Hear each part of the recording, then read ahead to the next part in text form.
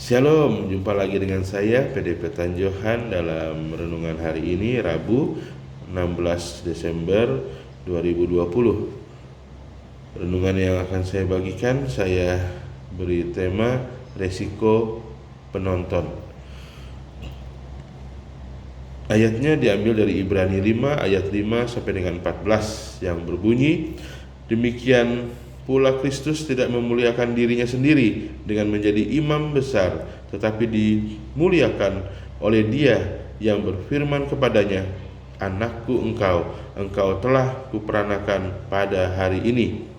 Sebagaimana firman-Nya dalam suatu nas lain, engkau adalah imam untuk selama-lamanya menurut peraturan Melkisedek. Dalam hidupnya sebagai manusia, ia telah mempersembahkan doa dan permohonan dengan ratap tangis dan keluhan kepada Dia yang sanggup menyelamatkannya dari maut, dan karena kesalehannya ia telah didengarkan. Dan sekalipun ia adalah anak, ia telah belajar menjadi taat dari apa yang telah dideritanya, dan sesudah ia mencapai kesempurnaannya, ia menjadi pokok keselamatan yang abadi bagi semua orang yang taat kepadanya. Dan ia dipanggil menjadi imam besar oleh Allah menurut peraturan Melkisedek. Tetapi hal itu banyak yang harus kami katakan, tetapi yang sukar untuk dijelaskan, karena kamu telah lamban dalam hal mendengarkan. Sebab sekalipun kamu ditinjau dari sudut waktu, sudah seharusnya menjadi pengajar. Kamu masih perlu lagi diajarkan asas-asas pokok dari penyataan Allah, dan kamu masih memerlukan susu, bukan makanan keras. Sebab barang siapa masih memerlukan susu, ia tidak memahami ajaran tentang kebenaran, sebab ia adalah anak kecil. Tetapi makanan keras adalah untuk orang-orang dewasa yang karena mempunyai panca indera yang terlatih untuk membedakan yang baik dan daripada yang jahat.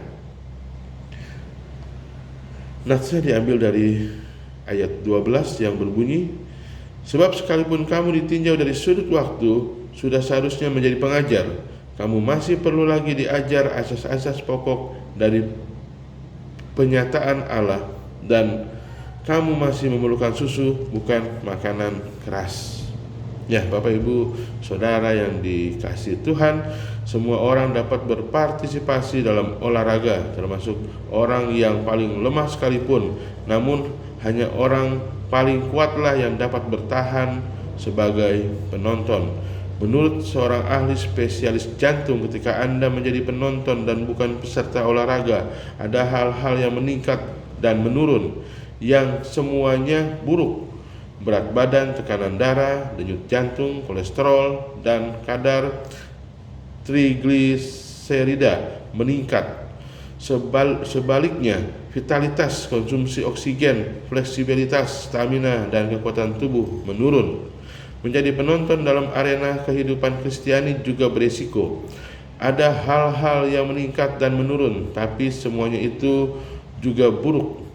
Kritik, keputusasaan, kekecewaan, dan kejenuhan akan cenderung meningkat. Sebaliknya, kepekaan terhadap dosa dan kebutuhan sesama serta kemampuan untuk menerima firman Allah menurun.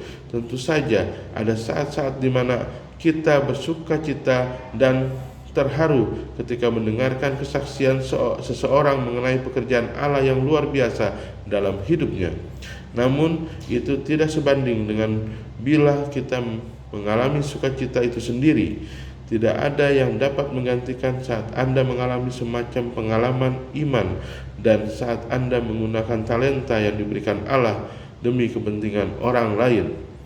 Jika kita ingin menjadi dewasa dan bertumbuh semakin kuat dalam mengikut Yesus Kristus, kita harus berani mempertaruhkan iman kita, dan hal itu beresiko. Namun ingatlah, resiko yang jauh lebih besar akan kita tanggung jika kita hanya menjadi penonton. Kesimpulannya, Allah memanggil kita untuk terlibat dalam pertandingan, bukan sekedar mencatat skor. Amin. Tuhan Yesus memberkati kita semua. Shalom.